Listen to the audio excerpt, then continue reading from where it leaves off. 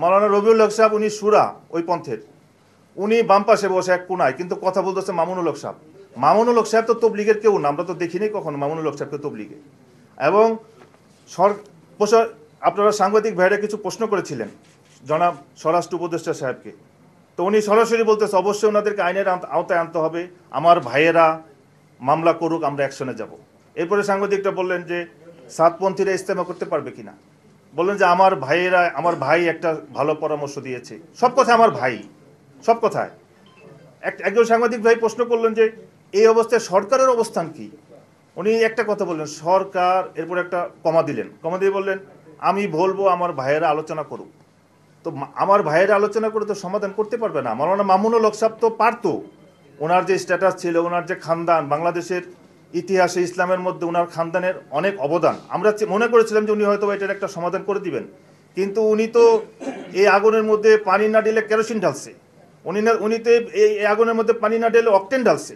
এখন উনি তো তৃতীয় পক্ষ, উনি তো আগুন কেন জ্বালায় রাখছে, উনি সমাধান কিভাবে করবে? জনাব বলে যে মহতারাম স্বরাষ্ট্র উপদেষ্টা সাহেব উনি ভাবছিলেন এটা, যে এটা মনে হয় খুব সামান্য একটা বিষয়। এটা দুইটা কারণ হইতে পারে, এটা হইতে পারে যে উনি এই ব্যাপারে উদাসীন, যে না এটা একটা সামান্য বিষয়, এটা সমাধান হয়ে যাবে। অথবা উনি ভাবছিলেন যে উনি ব্যস্ত অন্য কোনো কাজে, এই কাজে সময় দিতে পারেন নাই। কিন্তু এত বড় সংঘর্ষ, এত বড় মজমা আসতেছে, প্রায় 3 লক্ষ মজমা, এটা জনাব স্বরাষ্ট্র উপদেষ্টা সাহেব আগে থেকেই জানতেন। কিন্তু আমাদের কাছে কষ্ট লাগছে, এটা 13ই ডিসেম্বর আমাদের সাথীদের উপরে হামলা হইল, গাড়ি ভাঙচুর হইল, আমাদের জনাব রেজা আরিফ ভাই, আমাদের মহিবুল্লাহ ভাই, আতর রহমান ভাই, বশির শিকদার সাহেব ওই গাড়িতে ছিল। এবং আপনারা দেখছেন ওই ভিডিও, সন্ত্রাসী স্টাইলে গাড়ি জ্বালাই দিতে যাবে, কিন্তু আমাদের টঙ্গীর ডিসি সাহেব এসে এই গাড়িকে বাঁচালো, গাড়ি ছেড়ে দিল। আমাদের বশির শিকদার সাহেব মারাত্মকভাবে আহত হলো। আমরা মামলা করলাম 15 জনের নামে, এই পর্যন্ত একজনও অ্যারেস্ট হয় নাই। আমরা মামলার এই ব্যাপারে কোনো অ্যাকশনও দেখি নাই।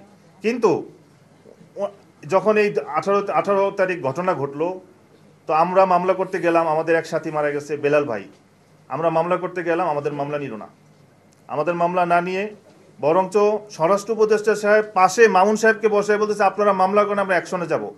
ওই দিন রাতেই মামলা হলো, আমাদের শীর্ষস্থানীয় মুরব্বীদের নামে মামলা করা হইলো, এবং মুফতি মুয়াজ বিন নূর অ্যাকশনও অ্যারেস্ট হয়ে গেল এবং ওনাকে রিমান্ডও দেওয়া হইলো।